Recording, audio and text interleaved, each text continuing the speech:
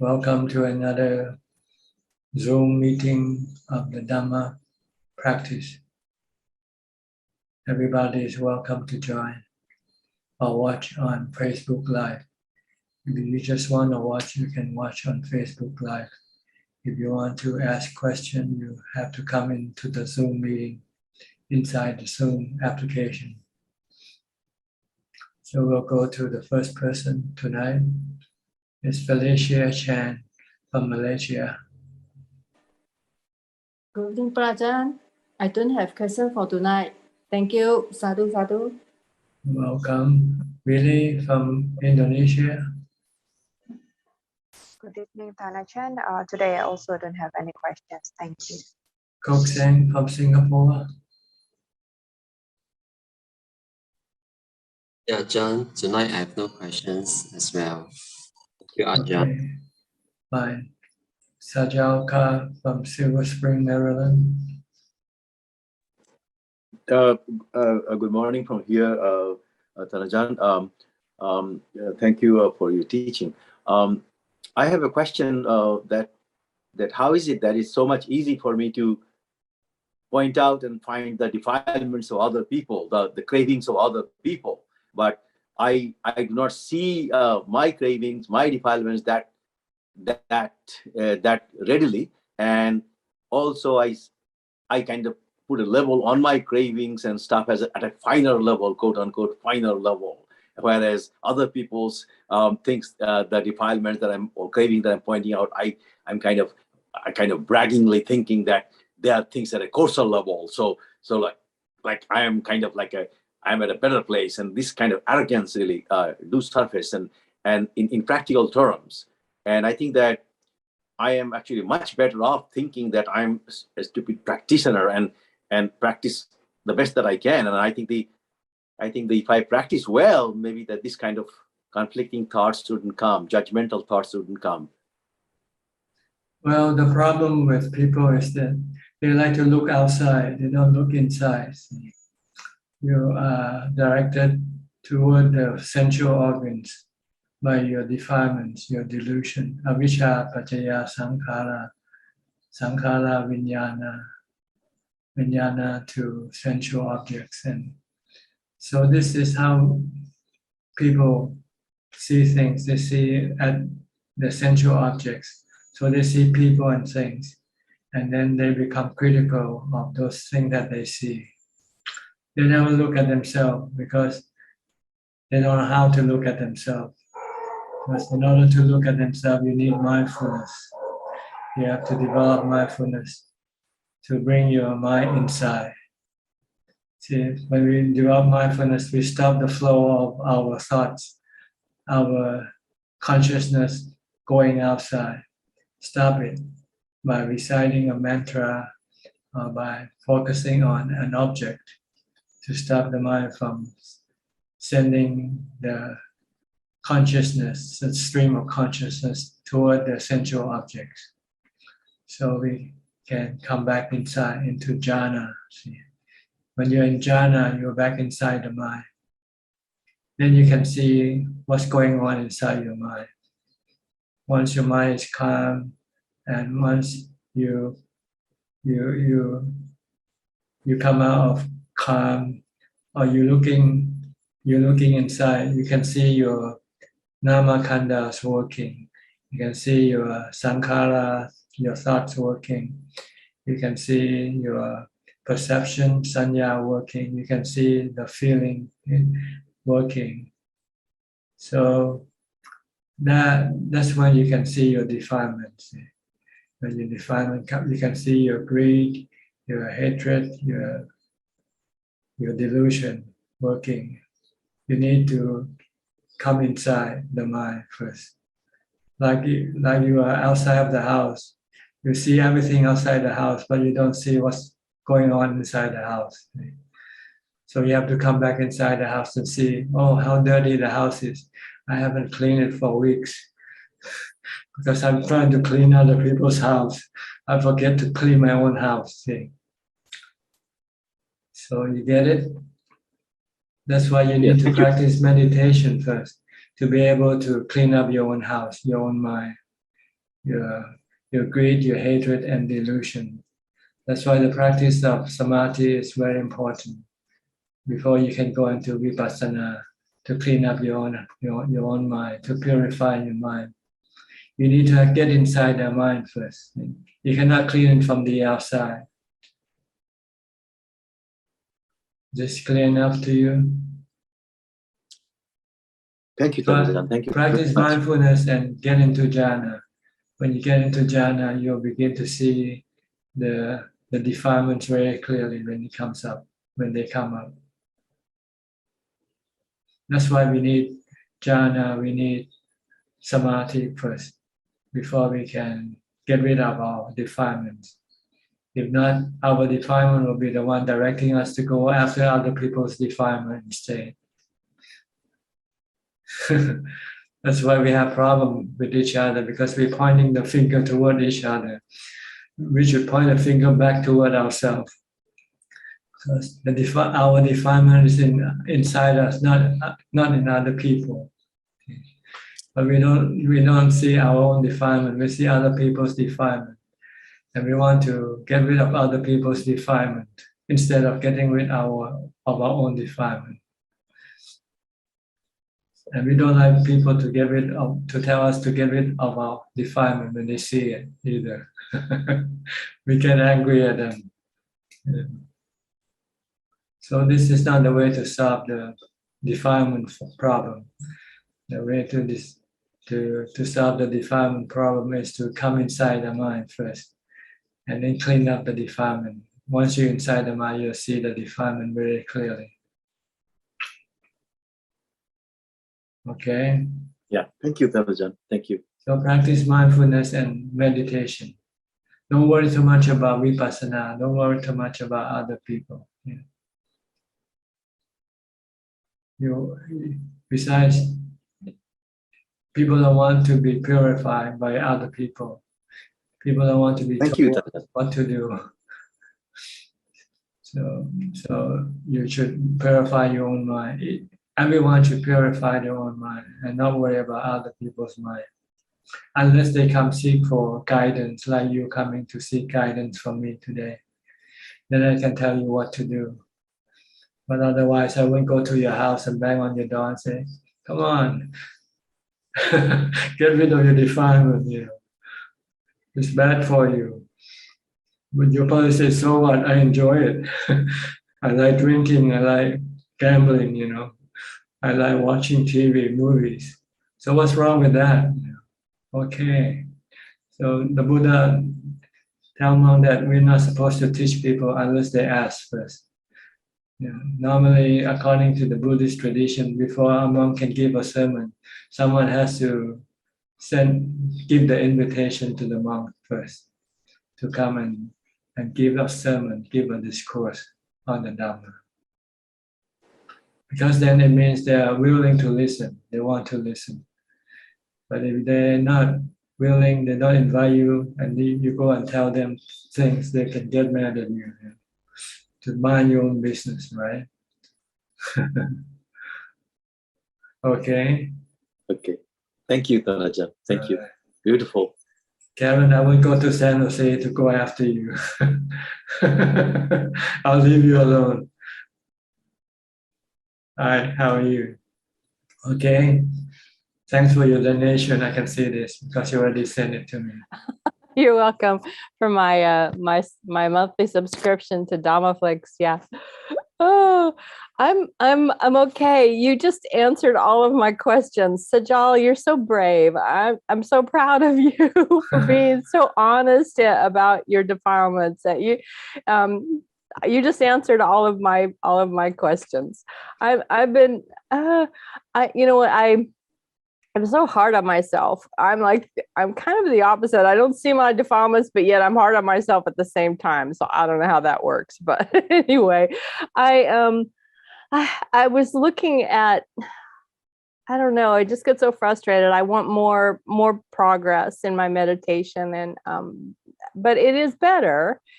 So I'm trying to be okay with that. And of course, I'm not perfect about what I do all day, but I have noticed that I am a nicer person. And that was one of my main goals, to be a nicer person, to be more equanimous. And when I look back at how I was a year ago, or before I found Buddhism, I'm so much better than I was. My meditation isn't great, and I'm still not great about not reading books and things like that. So I'm not a perfect person at all. I'm not a perfect meditator or a Buddhist, but I'm much better. And so I'm glad about that. And as far as all of the things that I'm struggling with, you just answered all of them because of Sajal's bravery. So that's all I have. You should today. be patient and things take time to develop. So you reap what you sow. So it depends on your input, how much you put in, and you get the output. Input equals output. So little input, little output. Big output, big input, big output. And it's amazing how I get so much from this weekly meeting. I think, well, I'll show up. I won't hear anything new. My defilements will say that to me when I'm trying to make myself get up at 4 a.m. And then every time, within 5 minutes, I'm like, I'm so glad I came here. So anyway, thank you very much for your teachings and for being here. So glad that you can join us. Yeah. Okay. Thank you. I'll go to Kenneth, professor from Switzerland. Hello, Ajahn. Ajahn, I'd like to ask a question about the 3 aspects of the practice, like keeping, doing good karma, avoiding bad karma, and purifying the mind. Is it right to think that the first 2 of those, like doing good things and keeping the sila, is more like a preparatory or supportive aspect, and the main aspect is the meditation practice? Well, see, the first 2 are the consequence of your mind working. Your mind think about doing good and doing bad, and then it directs it toward your action to do good karma or bad karma. So you more or less like you are cutting branches of a tree first before you can cut the tree down. Because sometimes the branches are entangled with other branches, with other tree, and you cannot just cut the tree trunk, and so you have to get rid of the branches first. So our action, good and bad action through speech and body, are the result of our mind working. So we have to at least start these 2 actions first before we can go into the real action, the real person who directs this action, which is the mind. So we need to do three because these are the 3 actions of mind, body, and speech. So with the bad karma, we keep the precept once, and this will prevent the mind from thinking or creating bad karma through speech and body action. Because usually our actions are all directed by our cravings, our desire for something. When we want something, then we go after that thing. If we cannot get it legally, we'll get it illegally. If we cannot get it morally, we'll get it immorally. Right? So at least we want to stop the mind from getting things immorally or illegally, because it will boomerang back to you. It will cause more problem afterwards. If you do something immoral or illegal, you'll be caught, you'll be punished. In this life, with the mind, you can be punished even in afterlife if you do bad karma. Your mind will have to take birth in the lower realm of existence, the realm of animals and ghosts and and hell, for instance. These are the consequences of doing bad karma. So the Buddha said, we have to block this path. Don't go toward this path, because it only will create dukkha and suffering for the mind sooner or later. Actually, it creates right away, but we sometimes don't see it. As soon as you say something bad, you lie, for instance, you feel bad already. You feel, what if somebody know I'm lying? How would I look like to them? So when you break the precept, you automatically become, your mind becomes worried or afraid, or that someone might know that you do something wrong, for instance. You feel bad, the consequence of doing bad karma. So the Buddha said, if you want to do anything, don't do bad karma, do good karma. Because when you do good karma, you get good feelings, you feel good. Like you help someone in need, if you can help someone when they're in need, once you have helped them, you feel happy, you feel good. You see that you have done something worthwhile for someone.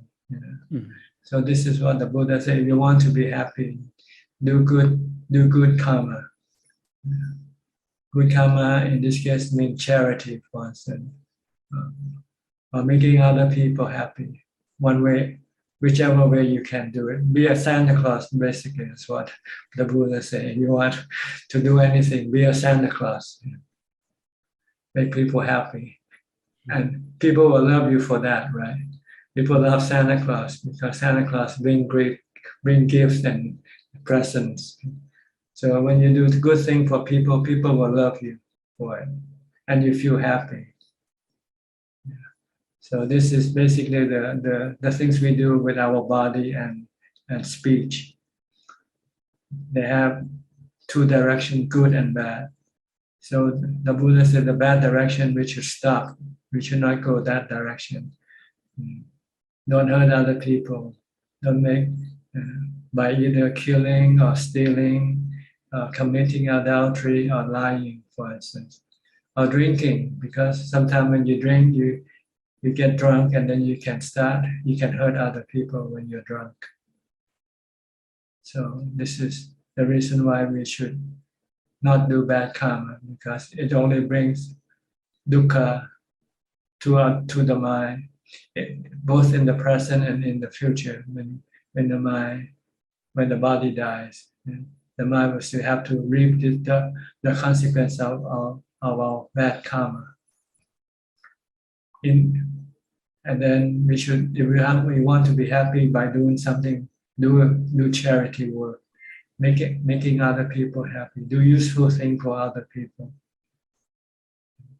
Now you're teaching. If you want to make people happy, if you give a free course, for instance, maybe you want to help some students who might be struggling with their class. You say, okay, we'll have 1 hour Sunday afternoon somewhere, give you a breather or something, to help you understand better without charging any money, for instance.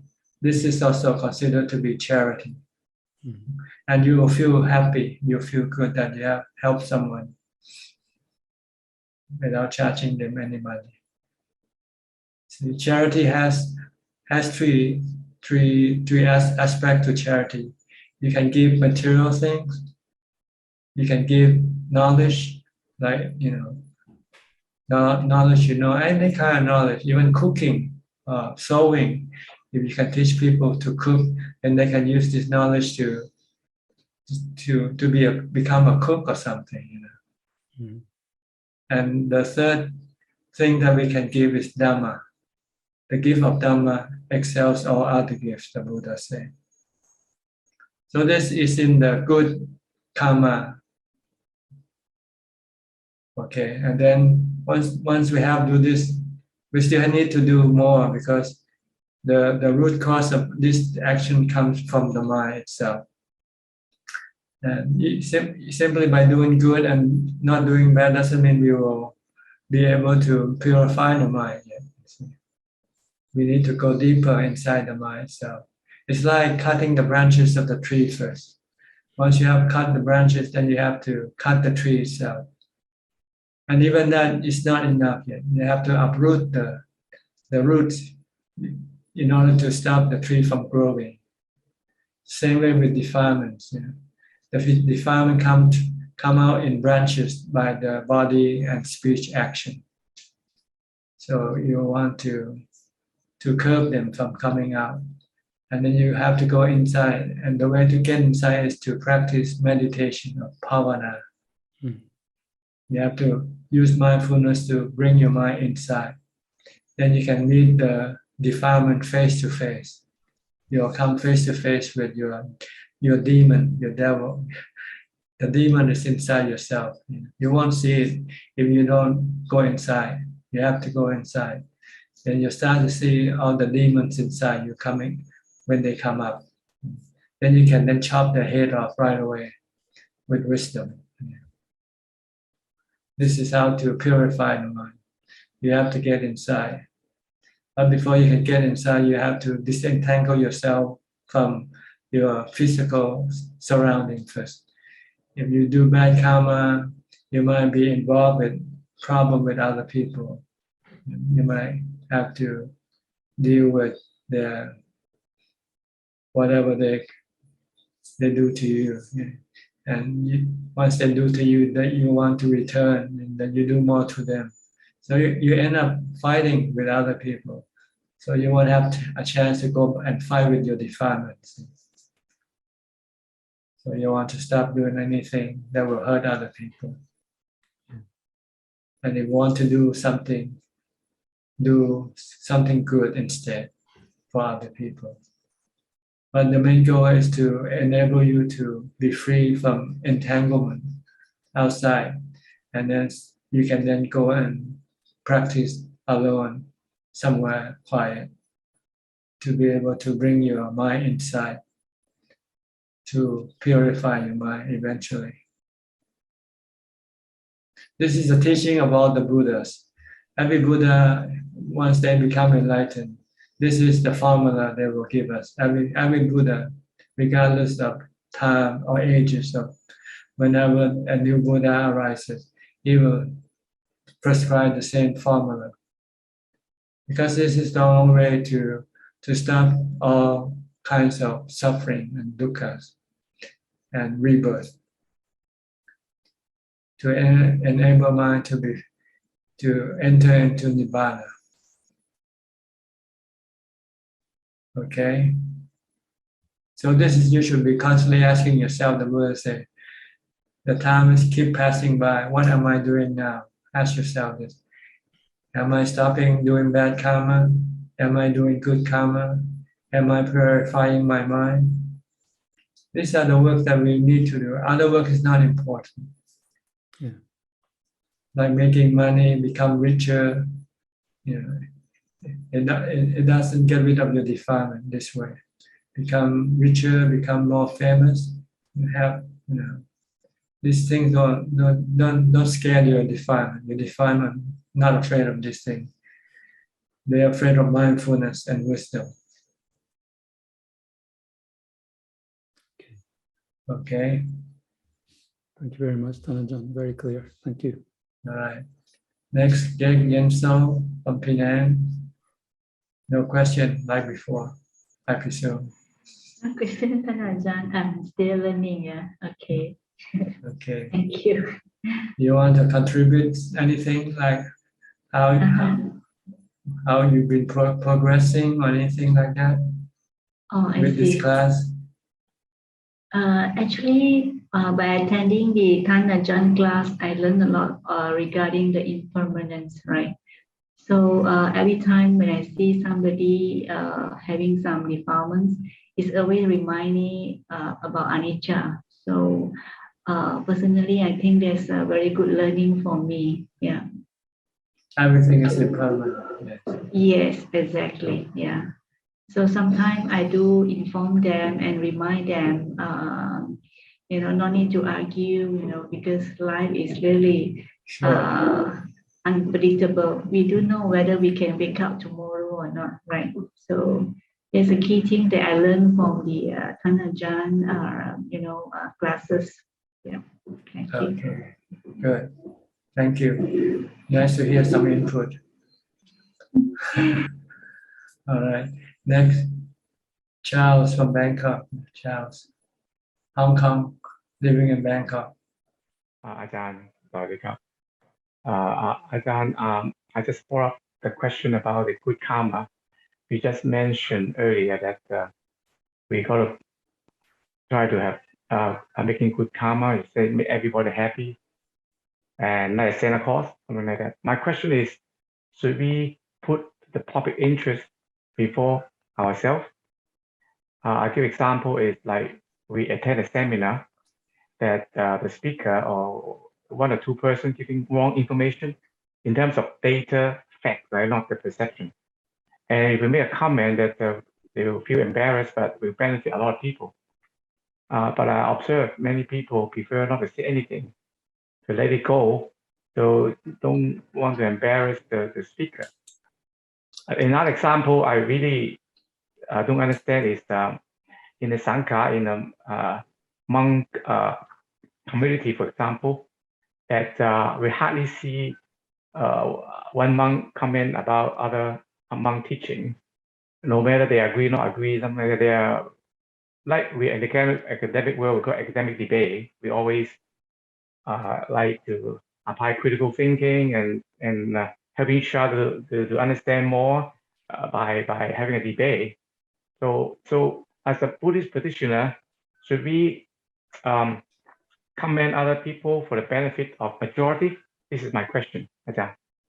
To comment about their teaching, their action. Or if we find out there's some information they give to the public is not correct, wrong data, wrong information, or to the extent that maybe some teaching is not that mainstream or correct. Right? Should we say something for the benefit of majority, or is just like to be a good guy, just like I don't want to involve and peacefully like that? This is my question. Well, our main goal is not to correct other people. See? Our main goal is to correct ourselves. Okay. So the answer is not. Unless that person is under your supervision and it's your duty to correct them, then Yeah. you can do it. But if he's not under your jurisdiction, under your supervision, then it's better just to leave him alone. But if we comment, will be making good karma because many people benefit. Maybe one or two persons will not benefit, but a lot of people will benefit, right? Well, maybe what you think might not be right either. How do you know whether he's wrong and you're right? Okay, of course, some certain philosophical perception thing, we don't know who is right, who is wrong, right? But sometimes there's facts and data we can really, can confirm it's right or wrong.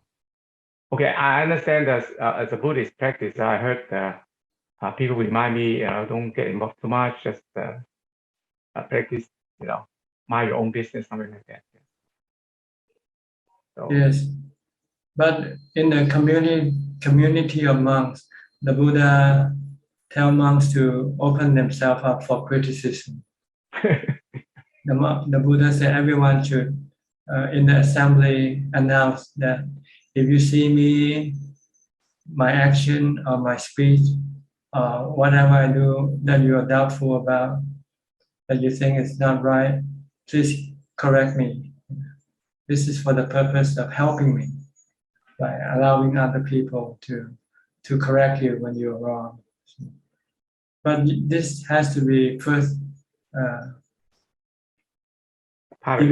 given permission first by that person before you can go correct him. permission first.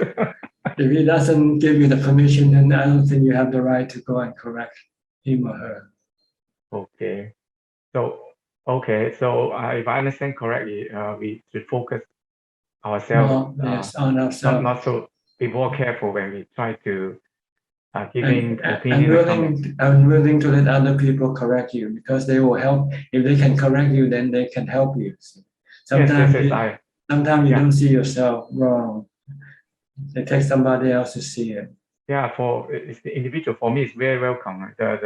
What I worry is when I'm doing something wrong, people don't remind me. Right, that is a disaster. For myself, but other people would not welcome any other comment. So individual case. Because we don't know them. So, and then you don't know whether they welcome your criticism or not. Yes. Okay. I don't have another question about when we visit the temple or we tambun or things like that. So people prefer to see the senior monk, senior monk rather than the junior monk when doing ceremony or even giving food, right? They think that give the food to the senior monk, they get more boon. And if they do some ceremony, Sankata, something like the senior monk may be more effective. And then what do you think is it correct perception about this? Well, when you go to school, you go talk to a student and you go talk to a teacher. So maybe a senior teacher and junior teacher rather. If you can meet a senior teacher, you would prefer that, right? Or you go to a hospital, would you meet a junior doctor or a senior doctor? Well, in terms of teaching, right, the senior, right, in terms of just like some ceremony thing, right? I don't know. So is it? But I believe that the person, the mind is very calm and pure and concentrate, right? You'll be more effective than the person that's thinking too much, right? People think that if you stay in the robe longer, that means you are more purified than someone who's just newly in the robe. You have less defilement than the one who is younger or who are newer. It's like washing your clothes. If you wash it for 10 minutes and you wash it for 2 hours, which clothes will be cleaner? Okay, I think in that case, I understand from Ajahn, it makes sense, right? Senior monk probably more effective, right, in terms of ceremony. Yes, they have more experience. They have more experience. Okay, so but I think we should not choose, right? Sometime, right? We just whatever available, right? Or must be. If you want just to help monks to have the requisite, then it doesn't matter. Oh, okay. Like when you see a monk walking down the street and begging for food, for instance, and you just say, here's the junior monk, I don't want to put food in this bowl. I'll wait for a senior monk to come. Then this is not right, because either junior or senior, they all need food to eat the same way. I have one experience. I went to a temple with friends to do the Sankata, right? And accidentally, all the senior monks need to go out to do the work. The leftover, only the very junior young monk, right? So the people say, come again. I say, no, let's do it. so I think let's do it. I feel very happy after finish, right? So other than visit again, come again like that. Yeah. So, but anyway, I understand from Ajahn, right? That's different, but sometimes we should not be too serious, right? Yeah. Okay. See, the merit you make, it doesn't matter who received it. The gift that you give doesn't matter who the receiver is. You get the same merit. Okay. You give to a senior monk or you give to a newly ordained monk. You give the same thing. So what you get, the merit comes from your sacrifice, not from the person who received the gift from you. But people have this misperception that if you give it to a senior monk, you're getting more merit than you give it to a junior monk. For instance. This is a misperception. Okay, I like the answer. I'm clear now. Yes. Of course, you can prefer, but whenever happens, just accept it, right? But there's another merit you also get when you give something to monks. This is what we call Dhamma merit. See, if you give something to a senior monk and you have a chance to talk, he probably knows Dhamma more than a junior monk. See. Oh yes, that's for sure. Yeah. That's maybe the reason why people choose to give to senior monk, because sometimes they want to listen to the Dhamma. Okay. But if you don't want to listen to the Dhamma and you just want to give and then go home, then it doesn't matter who you give to. You get the same merit. Okay, you have to understand. Yes. My last question also related to some people saying that those people meditate or at a high level of meditation, they will generate some good energy, positive energy around. Those people, of course, not practice and greedy, age delusion, they have a negative energy. how does it work? Based on this concept, also, if you kind of visit the senior monk, probably you get more good energy. So how does this Aura, energy maybe you work? want to call it aura or charisma. Aura or charisma. Charisma. From a mind that is peaceful and calm. A mind that is peaceful and calm will generate one type of aura. Okay. And a mind that is disturbed will create a different kind of aura. When you see a calm person and you see a restless person, you can see the difference, right? Okay. So let's say that, for example, we walk in the room, there are 20 people. If like 15 of them are practice meditation every day and follow the precept, I think probably they have better energy in the room. When compared That's to the room, aura. 20 people, They have more equanimity. They have more equanimity. That is the aura energy come out. That's right, coming from the mind is the equanimity energy, not the energy to push or to, to drive someone. Not the physical energy. It's just the Not physical energy, of course, yes. So the people not practice and greedy people, cheating, lying, and not follow precept probably have not good energy. They don't have much aura, not much respect or not much trust, as opposed to those people who are more calm and more reserved. Can normal people feeling this kind of aura, kind of good energy, bad energy, or? I don't know. Each people have different capability, so we cannot just say generally. Some people might have. They have to have aura in themselves in order to see the aura in other people. Okay, that's possible. That's fine because people can do that, right? That is possible, but if you don't practice, you're probably not able to aware of that. Right. You have to have it in yourself first before you can see it in other people. Okay, that's okay. That makes sense. Okay, Ajahn, thank you very much. That's all my questions. Okay. Thank you. Actually, I want to continue on with this aura thing about stories during the Buddha time. Some people meet the Buddha and didn't appreciate his aura at all. And they came and expect something from the Buddha, which the Buddha could not give them. They thought the Buddha could answer all the questions. When they started to ask the imponderable question, the Buddha didn't reply. So they didn't think he was a Buddha because he thought the Buddha has to know everything. Yeah, I understand Buddha will not answer some question that's not productive and relevant to to the practice, right? Yeah.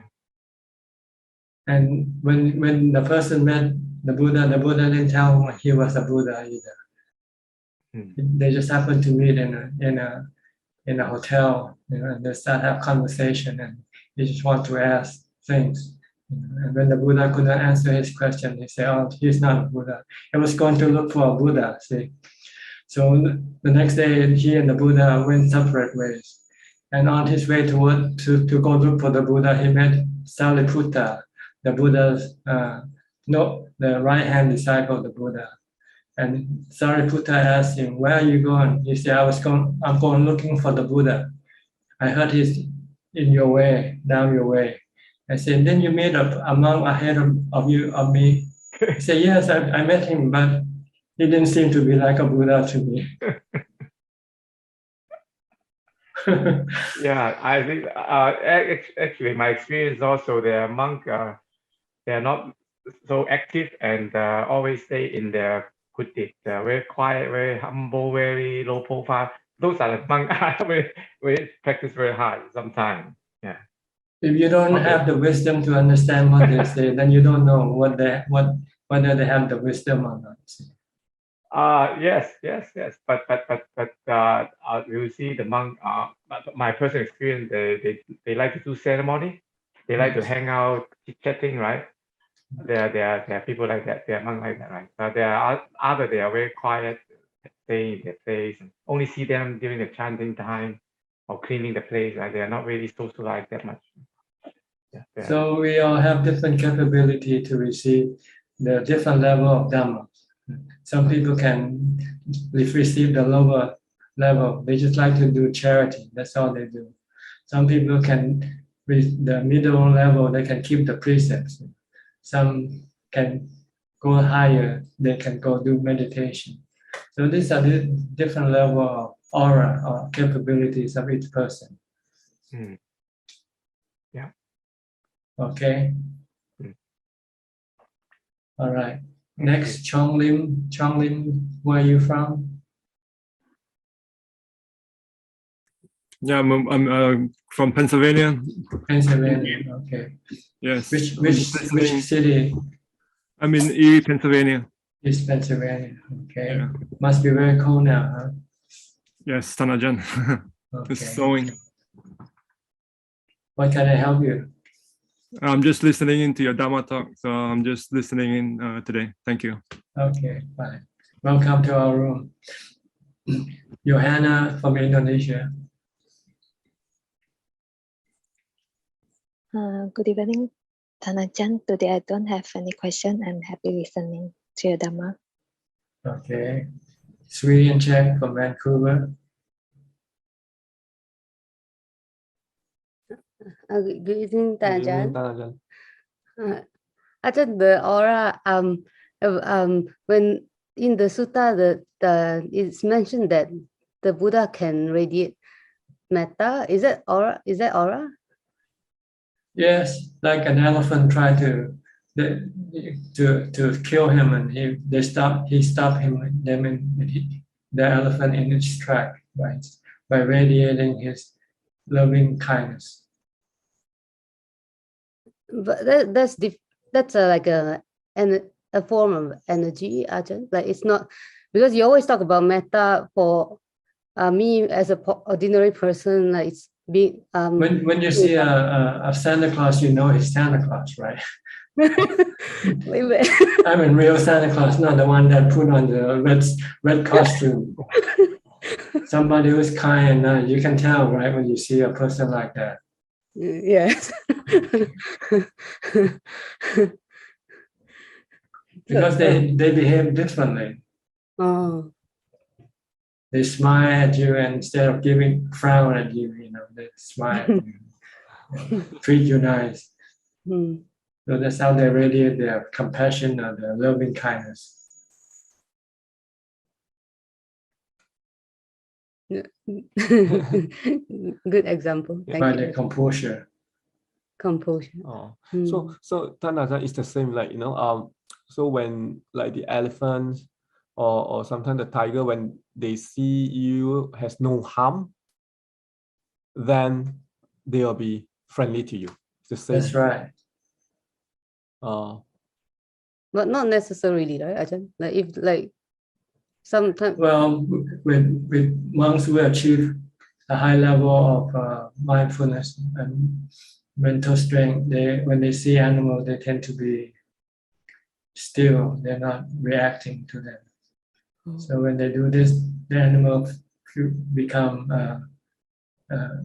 safe, and they feel safe. So they don't attack the person. But with normal people, when they see something dangerous, they try to either fight or run.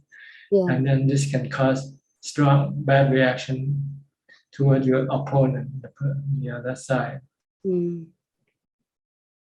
I But heard if you could stand still and just smile, they say, hey, he's friendly. Could you do that when a tiger come across face to face? No, I can't. I have to admit, I don't think I can. I don't.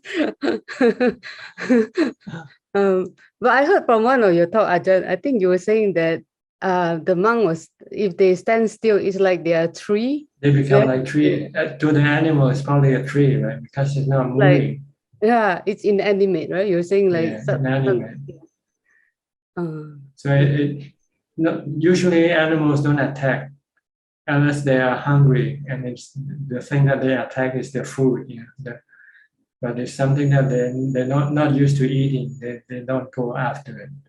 Especially if you stand still, then they don't know who you are, what you are. Ajahn, I actually I was face to face with a big bear before. but I think I'm just lucky. I think I just froze, and the bear was not interested, so walk away. But I was really face to face with a big bear. Did you freeze? Did you freeze? I think I froze. Okay, then that's It's not probably it. equanimity. It's just That means your body is still. See, so your body is still. The man doesn't feel threatened by your body. Yeah.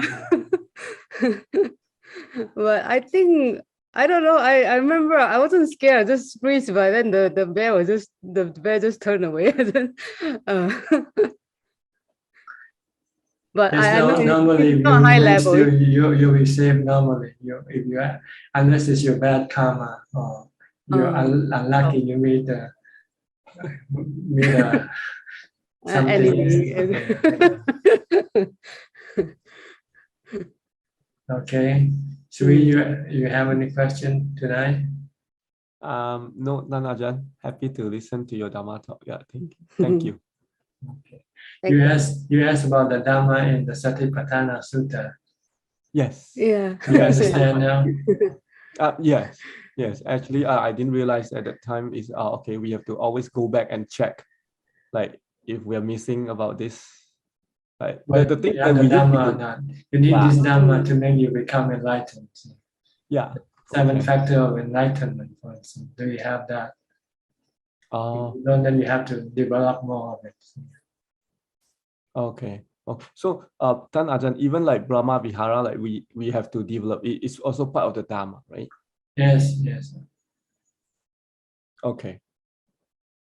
Yeah. Thank you for Yeah, that that's clarity. really That's great answer. Yeah. And also your defilement also are that they are also Dhamma. Do you still have defilement also? Yeah, the hindrances. Okay. So these are the things you have to look inside your mind, whether you have all this Dhamma or not. The Dhamma that you have to get rid of, the Dhamma that you have to develop, for instance. Oh, okay. So Tan Ajahn, if we didn't go into like jhana, so we can contemplate why, or like something that we are missing, then we'll have to go back and correct that. If you do something wrong or it's bad, then yeah. If it's bad for you, then you have to get rid of it. If they are defilement, you have to get rid of it. If they are Dhamma, then you have to make them grow bigger, stronger. Okay. If you see mindfulness is good, then you want to increase the ability of mindfulness, to have more mindfulness, to have more continuous mindfulness. If you see the benefit of wisdom of seeing the three characteristics, then you want to enhance it more, make it more. Think more of the three characteristics, because every time you think, you can get rid of your defilements. Like Gay just said, she think of impermanence. Yeah. Okay. Okay. So you have to always take an inventory of your mind, of the Dhamma you have, what inside your mind, what do you keep, good or bad Dhamma. The bad Dhamma you want to get rid of. The good Dhamma you want to increase them. Okay. Then we have to find our own way to go and develop the good Dhamma. By practicing just the way the Buddha teach, from developing mindfulness first. Right. Then you get samadhi, you get ubeka. Then you go contemplate on wisdom. Then you get all the good Dhamma. And then this good Dhamma will then be able to eliminate your bad Dhamma, your defilement from your mind. Yeah, I think. If you look at your mind, you say, I'm still always angry, I'm always still craving, and then you say, this is not a way to get your mind purified. Right? You have to get rid of your anger, and you have to get rid of your greed, for instance. Yeah. Okay. then start to think about what Buddha have taught us, how to get rid of this greed by thinking of the maybe Maranam, like sati. Once you're inside your mind, you don't need the Buddha teaching. You know what's good and bad for your mind. And you get rid of what is bad for your mind, the ones that creating dukkha for the mind. And the mind and the Dhamma that get rid of the dukkha, you don't have to get rid of. Keep it. So when you practice, you hardly have to open the book anymore. The book, you have opened the real book, which is your mind. And your mind contains both good and bad Dhamma. So you want to get rid of the bad Dhamma and keep the good Dhamma. Okay? Yeah. Another good analogy, Ajahn, the inventory. Next stop of your mind. But if you stop thinking, doesn't mean that you don't even look at the inventory, right? Like you just. No, you use mindfulness. You use mindfulness because you use mindfulness to see what's going on inside your mind. Oh. The good and bad Dhamma will keep coming up. Oh. Okay. Yeah. Okay. Thank you, Ajahn. Thank you, Ajahn. Next, Ubeka. Alfredo Ubeka from Brazil. Hi. Hi, Bante. Good to see you. Good to see you too. You're always smiling. You're always happy. Yes, normal. Normal, huh? Okay. Good. But a commentary about material things and immaterial things. Material things is more easy to my practice, né? It's easier to see. Yes, I don't need the word to support me, né? I abandoned a little the word and the things of the world, the meal, the body, né? But immaterial things is only in absorption, is only in Forjana, is only in absorption in material things. You have not upadana for immaterial things.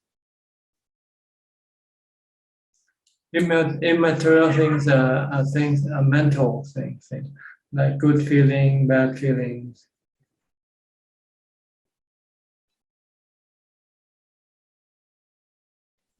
Good feelings and bad feelings is material things, né, Bante? I mean feelings. Feelings, Vedana. Vedana, yes. Vedana. Is material things, né? Or emotions. Emotions are they are not material things. Material things are things that you can touch with your body, or you can see with your eyes. Like money, like cars, like houses, like movies, and these are all considered to be material things. But what you think, what you feel inside, this is the non-material thing.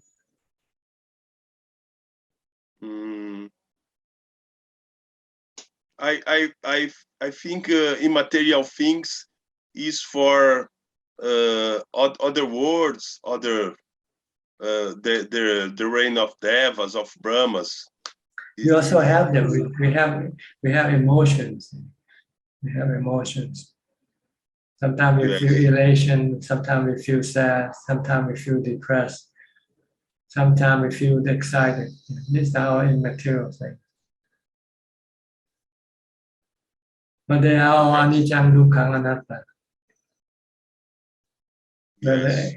Whether material or immaterial, they are all impermanent. They are anatta, no self. Nobody created them. They are created by other causes, by causes. Yes. And we just have to know them and leave them alone. Don't try to to manage them, because sometimes you cannot manage them. When you cannot manage them, you can be more frustrated. So better just to leave them alone. Sometimes you wake up and you feel lousy. You say, okay, today I'm going to be lousy for the day. Don't try to get rid of it.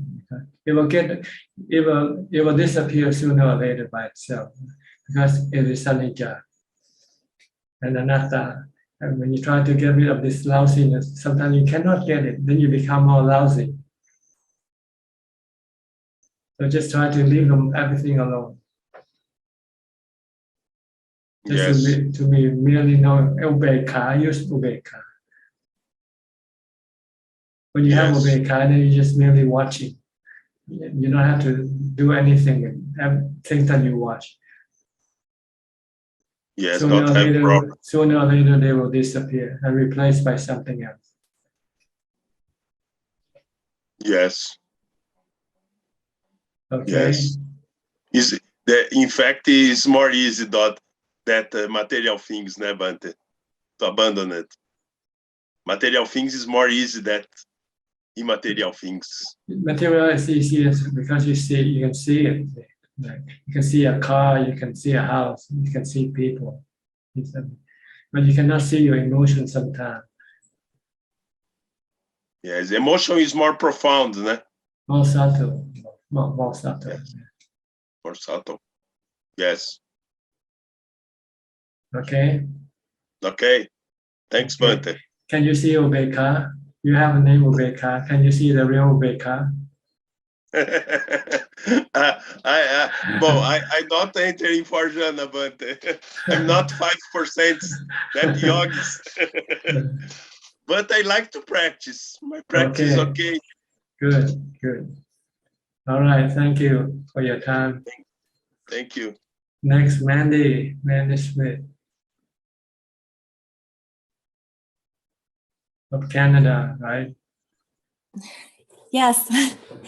Hello, Ajahn. Okay. Thank How are you you? for coming. I'm okay. I recently just had a breakup in relationship and got a new apartment and a new service dog all within a couple weeks. So haven't really slowed down until the last couple days and been able to get my practice more regular. But I have more distraction, I guess, right now. That's fine. You're feeling better now. Yeah, I think there's going to be a lot more opportunity to practice on my own without a relationship now, I suppose, even though I'm still feeling some emotion about it, and but it's making me recognize what loneliness is, I guess. Yes, you have to meditate. This is the only way to deal with the loneliness. Once your mind becomes calm, then the loneliness will disappear. Yeah. And you feel happy without having to be around people or things. Yes, that makes sense. Thank you. And try to develop mindfulness and try to sit and meditate for as much as possible.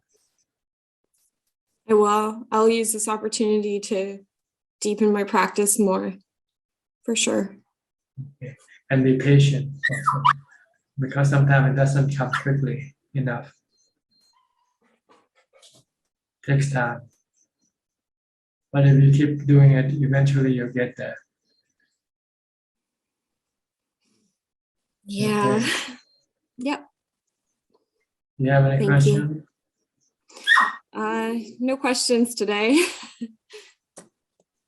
Okay. Well, thanks for your donation also. Did you Well, receive thank you. the reply already, right? Yes, I did. Thank Okay. you. Thank you very much. All right. Let me go to Happy Hoodie. Happy Hoodie. Where are you from? First, I pay my respects to you, Ajahn. My name is Kiran. I am from Bangalore, India, Ajahn. Okay, Bangalore, India. Okay, you have any question? Yes, Ajahn. So what happened was last year, I went for a 45-day Vipassana meditation. And after that, I did a 10-day service. During that course, very intense pain started for me at my, maybe at the back, near the hip, and near the base of the spine. So I came back home, but the pain persisted. And even I went to orthopedician, but he said, he checked and maybe there was no problem. But the pain was there. Then I thought maybe this is a very deep karma or a sankara which has come up. So I try to manage. But some of the thoughts during that time was at least, let me pass away in this body in a, not with so much pain, but in a peaceful way. But somehow I managed with the pain. But so my question is like, what is the best way to overcome or to handle this kind of extreme pain sometimes when it comes up during meditation? You should embrace it.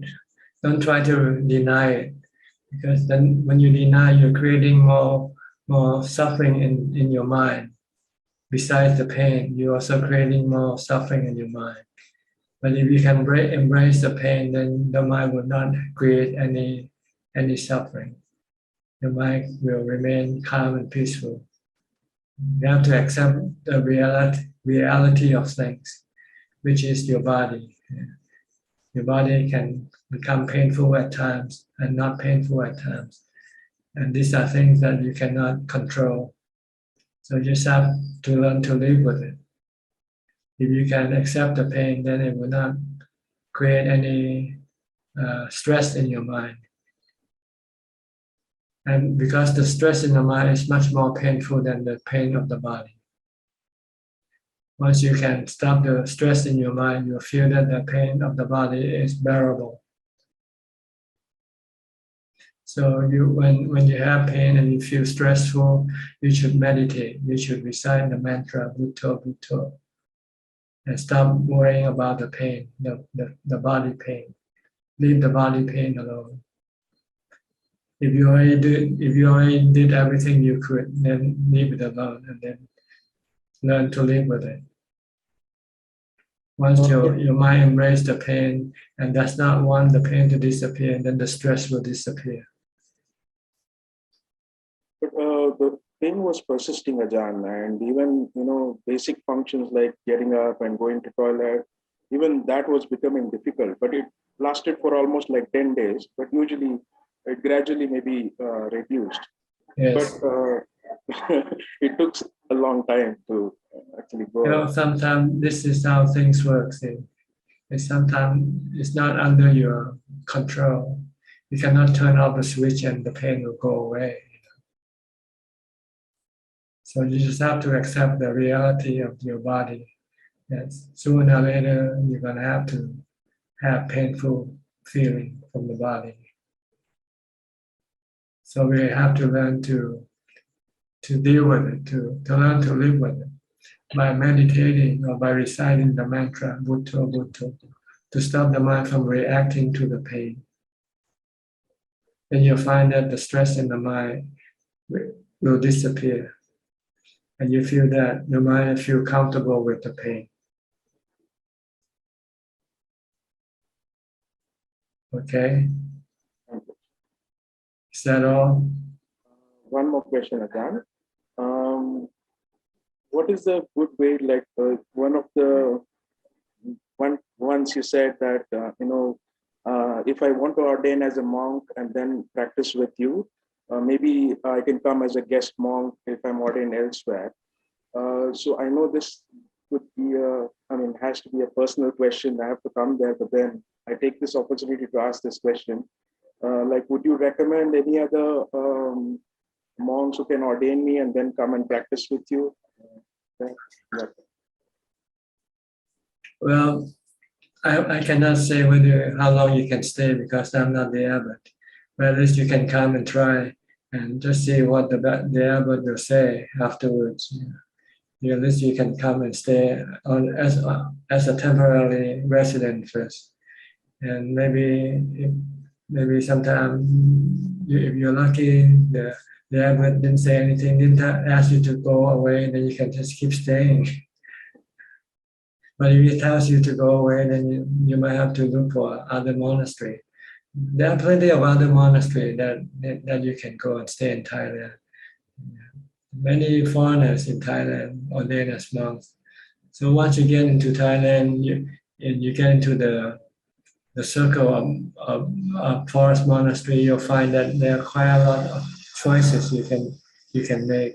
You can ask around, or you can search.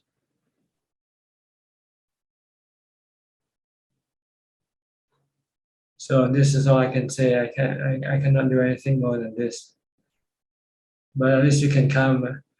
Like we have a Malaysian layperson. He just gave up his work, have intention to ordain this year. And so he stayed with us before, and then he went back and after a year or two to arrange his business, his whatever he has to do. And he said he came back about a week ago and said he's ready to ordain. So now he's in the process of finding a place to ordain, and then he hopes to come back and stay with us. And we'll just see from there what's going to happen. We'll see what the abbot will say. Unfortunately, we have an abbot who doesn't understand the practice. He only understands the study. He felt that studying the Dhamma teaching is more important than practicing the Dhamma. So, because he was raised in a study temple, not in a practice temple. And everybody in his temple, they all study, and then after they finished studying, they became teachers, teaching more scholastic courses rather than meditation courses. So he felt this is more important than practice, because he said you don't get anything from sitting down and closing your eyes. That's what he said.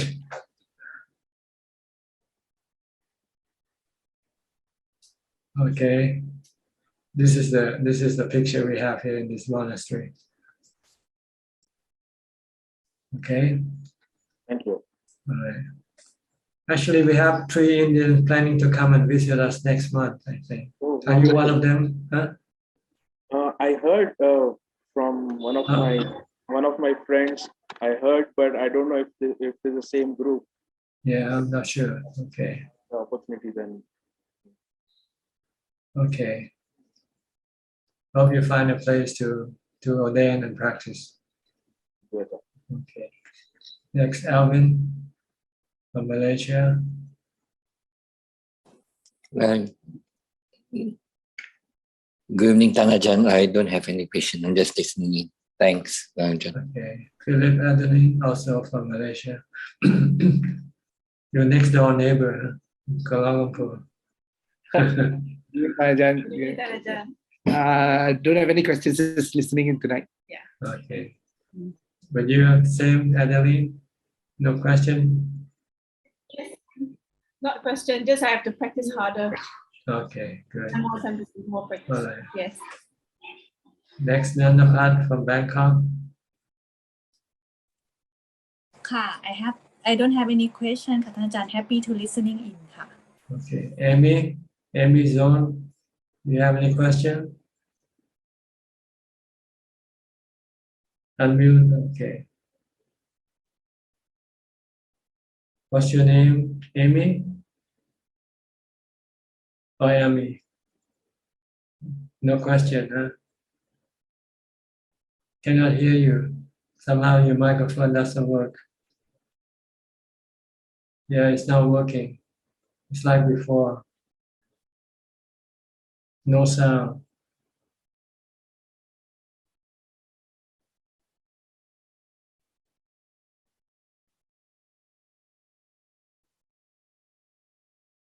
Cannot hear you at all.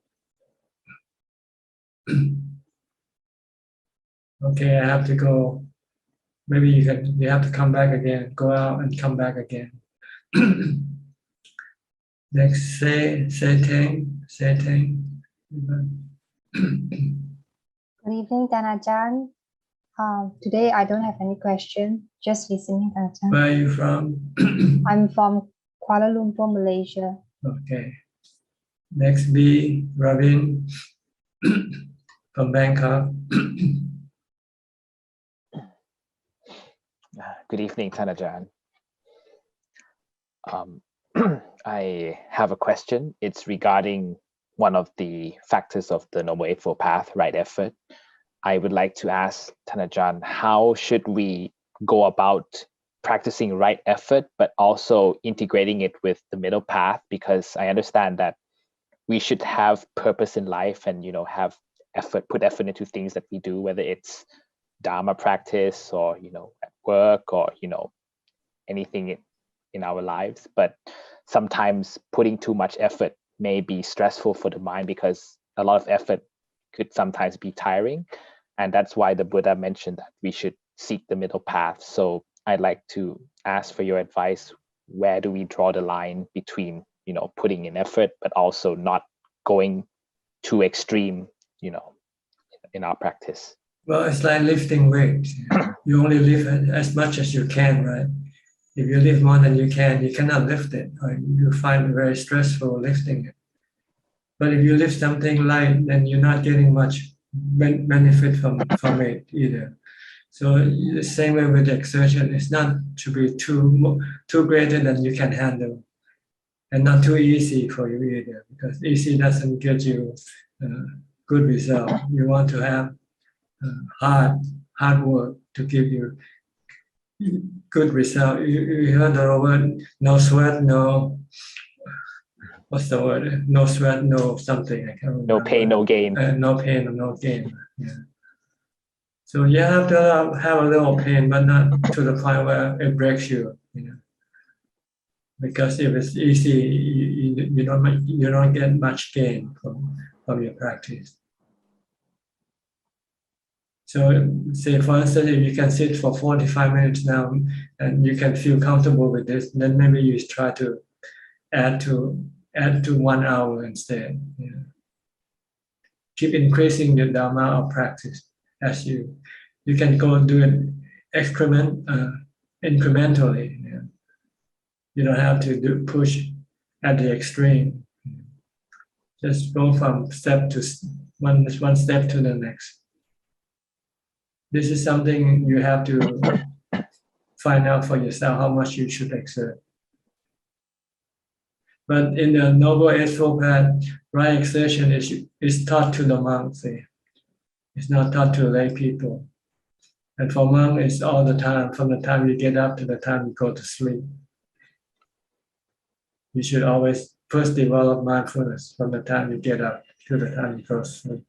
Never leave your mind alone. Never leave your thoughts alone. Always control your thoughts. Stop your thoughts from thinking aimlessly. By focusing on an object, such as a mantra, or on your action, your body action. This you have to do all the time, from the time you get up to the time you go to sleep. And when you don't have to do anything, then you can sit and meditate, or do walking meditation.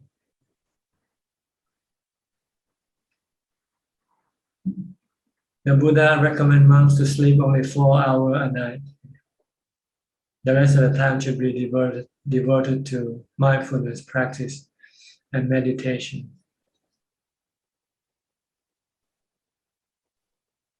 So you can use this as the standard for you to aspire to. Eventually, you want to be able to practice all the time and nothing else, because everything else is just useless for the mind. It can only bring you more rounds of rebirth, not getting rid of round of your rebirth.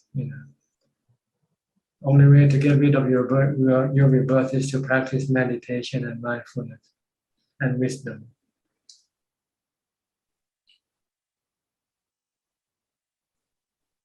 Okay. So so putting effort into practicing is good. It's good desire, right? It's not considered Yeah, bad it's desire. good investment for the good investment. Give you a good result.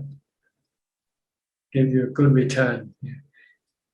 If you put your action into the sensual object, sensual pleasure, then this is bad investment. You go bankrupt one day. And then when you're old and when you can no longer enjoy or do anything, then you'll find a lot of suffering. Then. Yeah, I realize that it's very easy for the mind to have that desire to engage in sensual pleasures, and that's why sometimes I have to set myself a schedule. Okay, I need to practice meditation, this amount, try to keep myself disciplined, because if I don't, then it can easily slip away. That's what I realize. And also you should listen to Dhamma talks from meditation master who will keep you inspired, keep you on the track. Because when you listen to the talk, then you can compare to what you do and what they tell you to do and say, oh, I'm quite different. Then you have to move back to where you should be doing, not doing something that you should not be doing. Sometimes you need to, listen to Dhamma talk at least once a week is a good amount, especially about practice.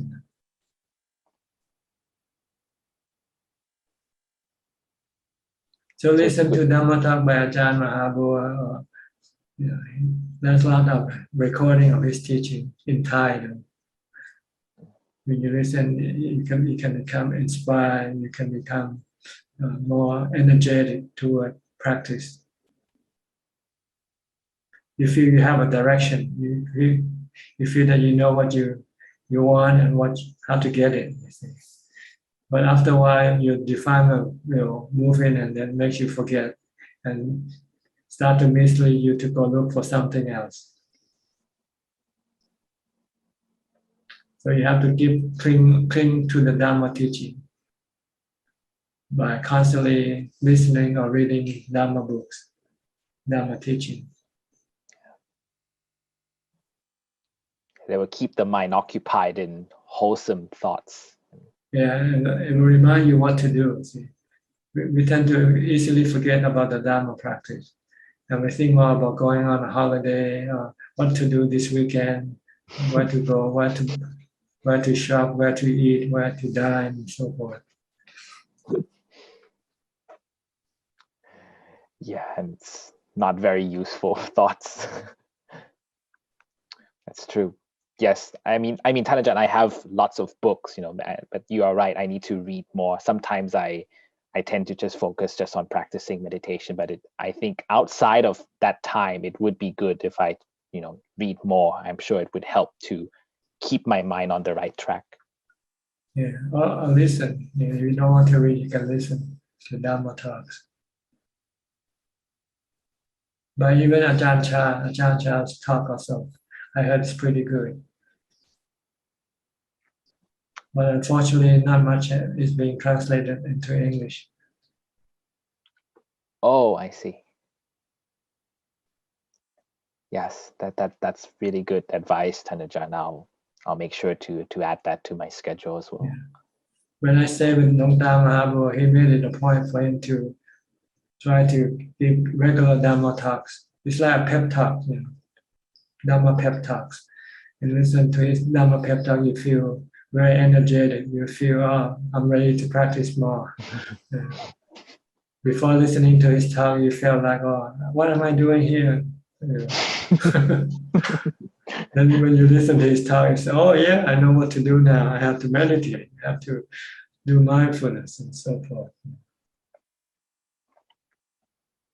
So he make a point to give regular talks to monks when he could. But as he became more engaged with people and his age, he then have less time. But fortunately, he had many recordings of his talks. So we rely on those tapes instead of his actual teaching.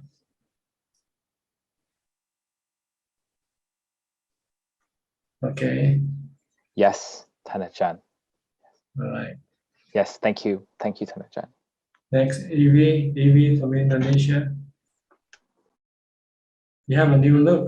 You look a different Evie, I know.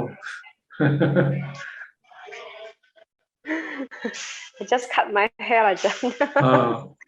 Because this is Chinese New Year. Oh, Chinese New Year. Yeah, Ajahn. Ajahn, I want to ask. When I stay in hotel, I just get the 2 tickets for meal, right? So when I ate at the hotel, I brought a box. I take a lot of food to share to my children in who is waiting me in room because just got no 2 tickets, right? Is this considering as category as stealing? Stealing? Yeah, stealing food, I mean. Well, were you allowed to do it or not? That's the problem. If you were allowed, then it's not stealing, right? I just take it. You should ask the waiter. You should ask the waiter, can I take it? Yeah. If he say yes. No, I know. I'm not asking. I just take it and take in the box. And I want to say to my children, I take it.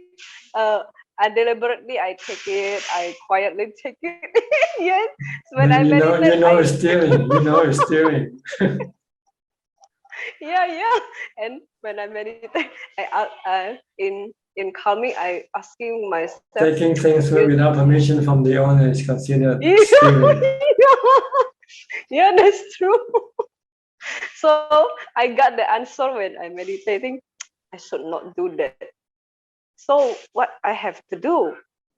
You should pay 1 meal for adult, and you asking the box from them, and you can take the food which one, and you can give to your children. So why we can find the answer in meditation, and we cannot find the answer in this, what I say, no meditating mind. Like how to say, Ajahn? We can find the answer in meditation, but in non-meditation, we cannot find the answer. So, like this, I am doing stealing food. It causes a bad karma, Ajahn.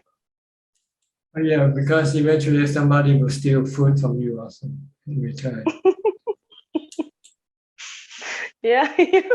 So, where should I apologize, Ajahn, to wash the sin? You cannot wash your sin.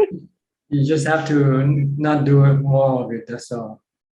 What you did already is already done. Nothing. You cannot change the past.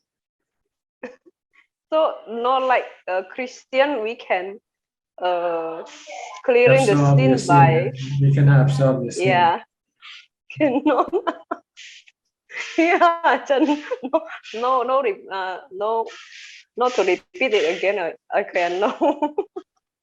Not repeat again. Okay. Yeah. Yeah, thank you, Ajahn. All right. Let me go to Seiyuan from Singapore. Are you brother and sister? Seiyuan and Seitang? Ziyuan. Yeah, and Seitang. Are you related? No, we are not related. Not related. Yeah. Ajahn, I have no questions today. Yeah. Okay. Who next? Amy again. Amy, you want to say something? Hello, Ajahn. Okay, I can hear you now. How are you? How old are you? How old are you? 8. 8 years old. Okay. You have any question to ask? I have no questions to ask. You're just listening. Yes. Can you understand what we are talking about? Just a little bit. Just a little bit. Okay, good. It's very nice of you to come in. You learn something. Just keep listening, okay? Okay. All right. Good to see you. Bye bye. Bye bye. Okay. Next, Gary from Singapore. Good evening, Tanajan. Just listening in, no questions. Okay. Belinda, also from Singapore. Hello, Tanajan. No questions too. Thank you. No question either. Okay. Then it looks like we'll go to Facebook now because everybody in the room has asked questions. There are two questions from Facebook, Ajahn. The first question from Yato. Namaste, Ajahn. Sotapanna will be born 7 more times. If the Sotapanna has been born in the God realms in one of his births, can he reach the next step to become Sakatakamin in the God realms? Thank you. Yes, once you're Sotapanna, you can develop whether as a human or as a deva. And next question from Eddie Gang. Prajaan, may I know what is the difference between Mano and Citta? Thank you. Mano and Citta, the same thing. Well, the mind, Mano is usually translated as the heart, Mano, Jai in Thai. And Citta is Jit. Citta, usually they're the same thing. They're the one who knows and the one who thinks, who feel. That's all, Ajahn. Okay. We'll come back to the room here. Anybody from the room would like to ask any question, you can raise your hand and unmute your microphone. Happy Hudi. Okay, Happy Hudi. Yes, Ajahn. So I just want to know some of the karmas. Can we totally avoid them to give an effect if the mind is totally liberated? Like in the case of Angulimala, like even though he did so much of karma, because he was liberated, it did not give the opportunity for the other karmas to arise. If you're still alive, your karma can still take effect on you. But once you're no longer alive, once your body died, then your karma cannot take effect anymore. Your past karma cannot take effect anymore.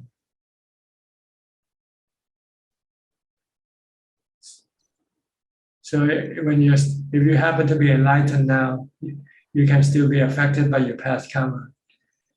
Maybe your own enemies will come and kill you, for instance. Like one of the Buddha's noble disciples, I think it's Moggallana, I think he was killed by his previous enemy, his past life enemy.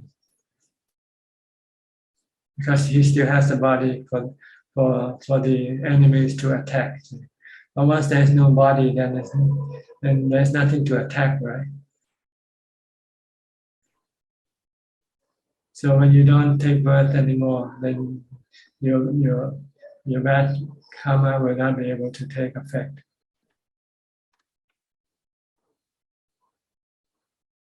Okay? Thank you. All right. Anybody else? Okay, check. Ajahn, what is Patimokkha, Ajahn? Patimokkha, the monastic rule, monastic code that the Buddha prescribed to monks. There are 227 of them. They are sila, called sila. Patimokkha is specific for monks' sila, the monks' precept. 227 of them. But most of them are rules to keep the monks behave well, look good. Yeah. But basically, they contain the five main precepts, the five precepts, which is considered to be the main precept that the monk cannot break. If he breaks, he has to disrobe. like killing human beings, or stealing money, or having sex with someone. And the fourth one is to brag about their attainment when they don't actually have it. It's like lying. These are the four cardinal sins of the monk. If they break this rule, they don't consider to be monks anymore. They have to disrobe. But the other codes are more like how to behave in a proper place, in a place, how to keep things, how to compose how to walk, how to eat, and so forth. These are manners. Monks should follow good manners. But we're not supposed to stand and eat, for instance. If we want to eat or drink, we have to sit down. We cannot walk and eat or stand and eat. And even urinate, we have to sit down and urinate. We cannot stand and urinate either. Maybe because the Buddha was king, he was a prince, so he knew what the proper behavior of the high society people behave. So he wants to prescribe to the monks. So then the monk will be well respected. See? Even when we're chewing our food, we're not supposed to be talking when we're chewing our food. We have to swallow the food first before we can speak.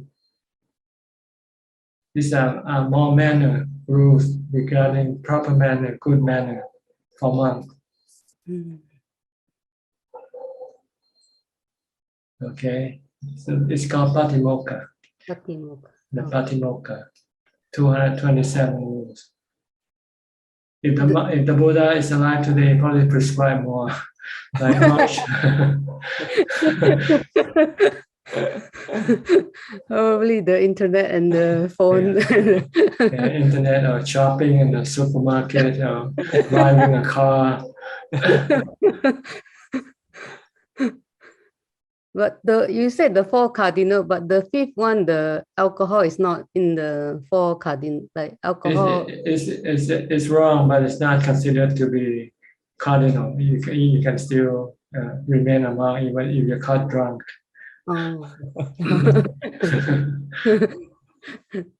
There's no like how many times you can break like there's no how many times. For example, you drink alcohol 3 times, you're out. There's no such thing. If you keep repeating the same offense, that you probably will be asked to disrobe anyway, so you're not worth being a monk anymore. Yeah. Repeated offenders will eventually, even if they are minor breach, they will still might not be welcome in the monastery, in the community anymore. And Ajahn, is it that you come together and recite the Patimokkha? Something I heard about something like that. Every 2 weeks, monks will have to come and then listen to one of the monks recite these 227 rules to remind us of the rules. If we don't recite them, we'll forget. So it's just like to remind us what the 227 rules are. But it's in Pali, Ajahn? Yes, unfortunately, it's in Pali. So you have to understand these 227 rules. You have to read the translation. You don't understand the Pali. And like during this, like, is it that you can like reprimand like you can talk? You just listen. This is like listen to Dhamma talk. Okay. This is a form of Dhamma talk form, reminding us of the rules that we have to keep. Okay. Yeah. And Ajahn, may I just ask for permission? Like if it's like I'm wondering if I can send some books to Mandy Smith, if she can open up if she wants, I can send some books to her. She's in Canada. Yes, I think she's waiting from Punjab. I think And they're waiting for the new book to be printed first to send them all together. Okay. I think but if you want to send her first, you can do that if you can. Maybe it's easier for you close to in her. Canada. You can send her chat message. Okay. Yeah. And then you can have one joke that you already sent the books, except for the new book, and she can just send the new book later on. Yeah. Okay, Ajahn. Thank you, Ajahn. Anybody else will like? Okay, Charles from Bangkok. Ajahn, earlier you mentioned about learning and studying Dhamma, also very important in addition to practice. I have a question about the method, the way to learn Dhamma. I have one friend. He practiced meditation very hard, like the last 4 years, like almost 24 hours. So anyway, he told me that he learned from the spiritual, like the monk, like Ajahn Chah, Ajahn Man, all these monks. From time to time, they come to teach him subject by subject, right? And then he always challenged me, learning textbook knowledge is not solid, something like that. So my question is, if they learn from that kind of method, from meditation, deep meditation, able to connect with some senior monk, does it any different than our learning knowledge by listening in textbook? Is it any different? They all from Buddha word, right? I think these are more exceptional occasion, not just all the time. Maybe once in a lifetime, maybe someone come in, an Arahant or a Buddha will come and then somehow connect with you, and then you can then converse with him. Whether this is real Arahant or Buddha or just your mind creating it, we don't know. But according to the monk himself, he said he knows. Like Ajahn Man say, Ajahn Man had many, I don't know how many, but he said he had noble disciples came and gave him pep talk. Let's put it that way. I know my friend because I see my friend maybe once a month. They update me what the experience. Also, not come every day like that, right? Just accidentally to come. But I feel uncomfortable that he challenged me. I study the book and maybe not so not really understand clearly, compare with meditation, experience by meditation like that. Okay, I understand. So I have another question, Ajahn, is that there are another method that they mentioned about is a person in deep meditation, they may be able to recall the knowledge in the previous life. Maybe they are a monk or someone is a monk and practice a knowledge about Buddhism and advanced knowledge about Dhamma. And then this life, if you practice meditation good enough, maybe able to recall those knowledge. Do you think it's possible? Oh, yes. This we call Upajara Samadhi. This is the type of samadhi in which you can enter into the psychic world and connect with other spiritual beings, or recollect your past lives, or read the mind of other people, for instance. These are the psychic power. Yeah, the psychic power, but it doesn't happen to every. It doesn't happen to every meditator. Oh, you need to have some. You need to have some maybe previous practices before, and then have this ability. Which I heard that usually not many people have this special ability. Maybe 5% of meditators will possess this ability. This they say psychic 1 out of power. million, 1 out of million, something like that. Not very usual. But it's not. But it's not useful for enlightenment though. It doesn't help you to become enlightened. Oh yeah. And in a way, it can always also hindrance your path to enlightenment. If you take this path, then you become more or less deluded to think that this is the way to go, to have this psychic powers. But this psychic power cannot purify your mind, cannot get rid of your defilement. I can see like my friend, right, is very strong psychic power and but still have strong hatred, right? So he need to practice a lot to deal with that. But otherwise he just sit and already go to Chan already, right? But doesn't have too much about deal with the purification. If you happen to have this, if you happen to have this ability, you should stop and bring the mind back to equanimity. Keep the mind calm and still instead. And when you come out, then you should develop wisdom. Yeah. Like contemplating on a sukha, or contemplating on death or anicca, for instance. Yes, I understand. Actually, in his case, he needs to open the eye. He cannot close the eye. If he close the eye, will be totally chang. He needs to open the eyes to practice vipassana or something like that. So he kind of too strong of the chana, right? Maybe obstacle for vipassana. Yeah. Because you don't want to go to vipassana, you don't want to contemplate on the three characters. You just want to keep thinking about your psychic powers, what I could do.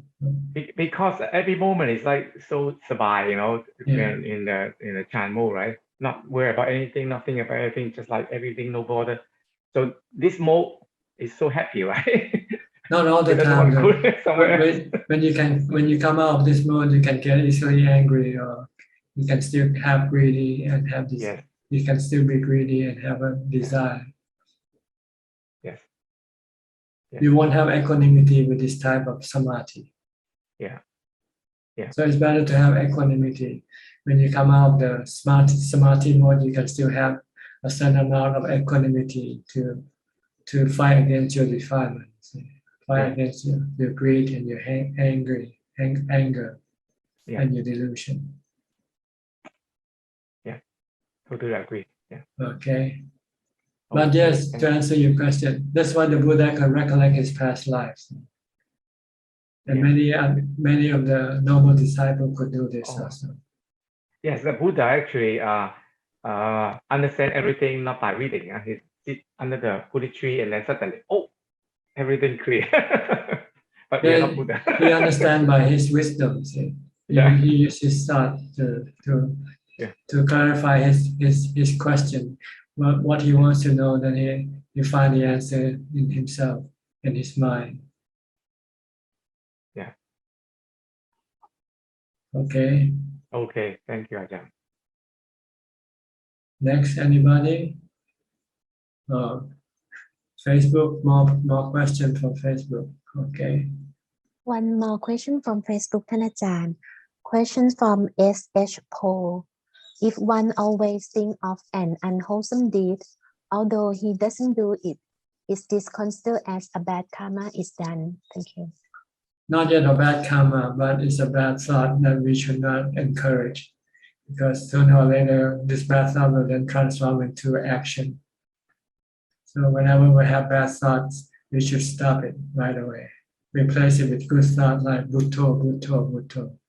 When you think about taking a drink, so better recite Bhutto, Bhutto, Bhutto. Then you can forget about thinking about drinking, for instance.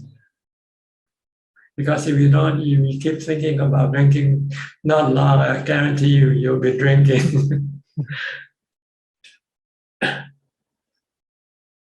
Because your thought leads to action. See, whatever thought you think, if you keep continuing thinking about it, eventually it will push you into action, body action or speech. Then that becomes karma. But when you're just thinking, it's not considered yet to be karma. That's all, ท่านอาจารย์ That's all. Or have no consequence, because there was no action done by the body yet. But as soon as you do something with your body, like stealing, then this becomes a bad karma, and you have to pay the consequence later on.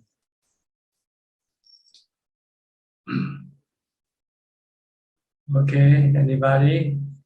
Somebody open the chat room. I think that's for 2 minutes. Jenny Lim. Okay. Jenny Lim. Yes.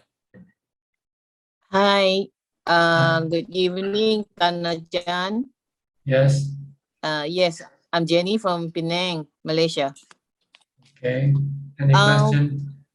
Yes. Well, when I find I am not at the peaceful, I find it's not peaceful. When I listen to the Dhamma talk, sharing now with in this chat group from Tanajan, I find that I'm more peaceful in this.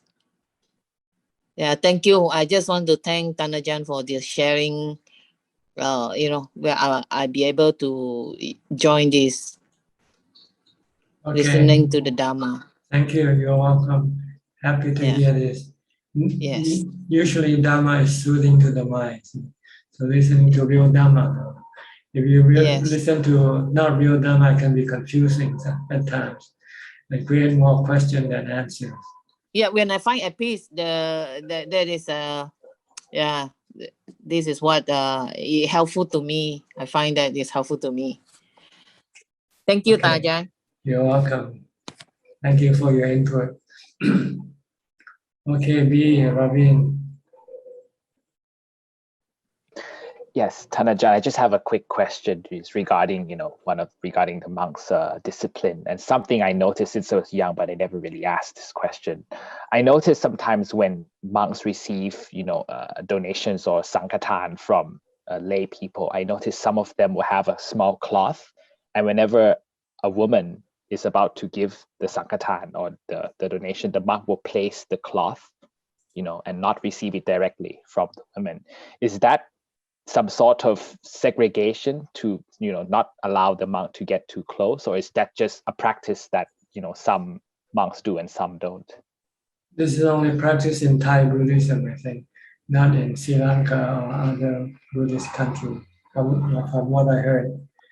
And it's due to the Thai Sangha being more circumspect or more careful, I guess, wants to make sure that there's no physical contact with the opposite sex. Because as soon as you're touching hands, maybe you can be aroused, So it's better not to receive things directly with the hand, because sometimes the hand might slip and touch the other hand, So we use cloth when we receive things from female lay people giving food or giving things. They have a piece of cloth, and then let them put the offering on the cloth instead of on the hands. Okay, yeah, that explains everything. So try to stop this interaction or this connection, the physical connection. Yes, I remember, because when I was in the UK, the monks didn't have this cloth, and when in Thailand they do. So. Because they don't have to follow the Thai tradition, everything. Sometimes they more or less they change it to fit the situation, I guess. Because in the Western world, if you do things like this, it means like you're discriminating the opposite sex. And they might feel bad and they don't want to come to the temple. So you want to give equality, to everybody, equal treatment, whether you're male or female. So, but in Thailand, we accept this differentiation that male and females are different, and we can treat them differently here in Thailand. But it's getting harder now with the newer generation. They're demanding, why I'm a woman? Why cannot I be alone talking to a monk once? Because it can create temptations when you're alone. So monk cannot be alone with a woman. He has to have somebody accompany, to at least to be witness to the action, whether there's good or bad action going on or not.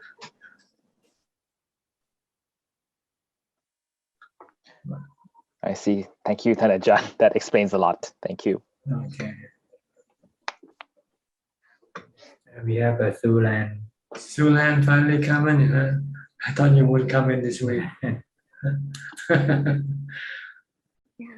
Go ahead, Sulan. How are you? Yeah, I'm good. Yeah. Do you have anything to say or ask? Yeah. Wishing you a happy Chinese New Year. Okay. Thank you. Thank you. No question.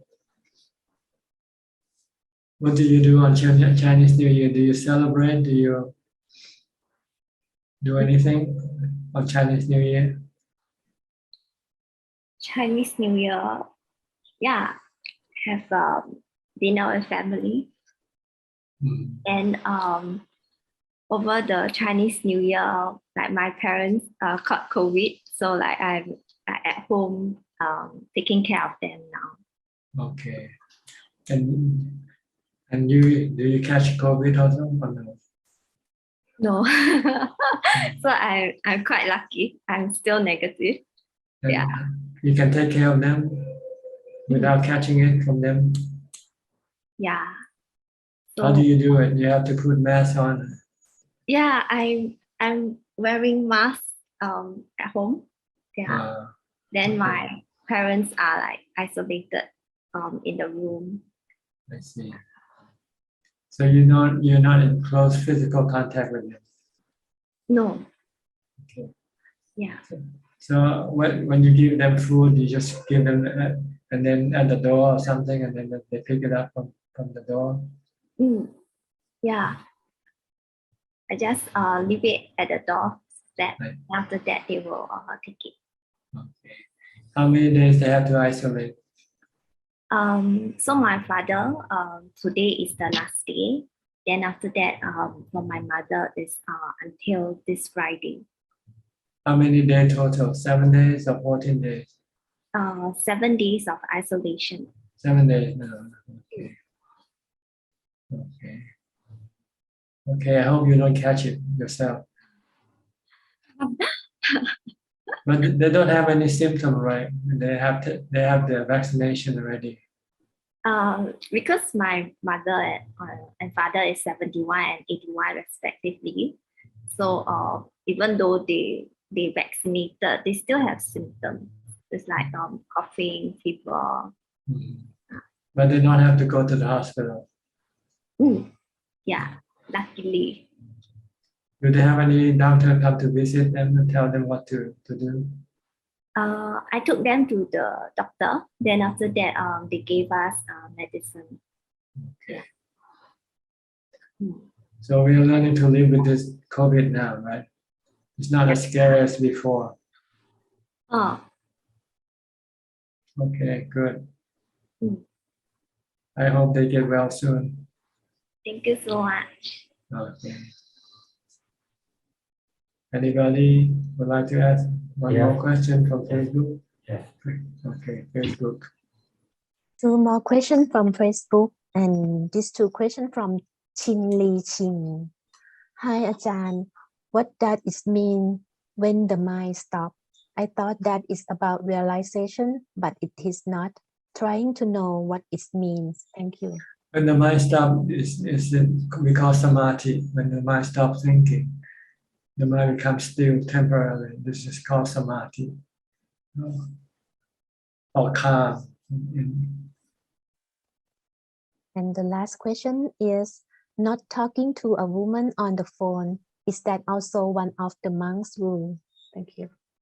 Well, this not we didn't have phone during the Buddha's time, so we have to come and we don't know yet. You know, as long as we keep the conversation, what you call civil, or nothing sexual, then it's okay. But it depends on how you interpret this rule. If you want to be real strict, then you probably won't be able to even talk on the telephone with the opposite sex. But if you say, well, this is talking business, talking Dhamma, things like that, then it's okay. And besides, no one knows that whether you're talking to this person or not, right? If you don't tell anybody about it, or unless the person you talk to start to complain to somebody, say, this monk is trying to talk about sex to me, then that can be a problem. And the monk might have to. So it sometimes maybe better not to speak, not to talk even on the phone, if you want to be on the safe side, because you could be accused of talking sexually. That's all, ท่านอาจารย์ Okay. Okay. Anybody else? We have about 6 more minutes left before we run out of time, which is 2 hours. I think the time went by pretty quick, pretty fast. Almost 2 hours already. It's like watching a movie. Okay, I think nobody else would like to ask any questions, so I think we'll have to bring this meeting to an end. Thank you very much for your participation. I hope you benefit from this meeting and you can apply it and help you advance in your practice. In the meantime, please stay safe, stay mindful, and keep on practicing. And if all goes well, I'll see you again next week. Thank you and goodbye. สาธุเจ้าค่ะ Thank you, Thanajan. Thank you, admins. Bye Thank bye. you, everyone. Bye bye. Thank you. Bye bye. Bye bye. Thank you. Thank you, Good night. Thanajan. Bye bye. Thank you, Kun Bye. Avin. Thank you, Thank Kun you. Lat. ขอบคุณ Thank คุณ you, หลาน Danajan.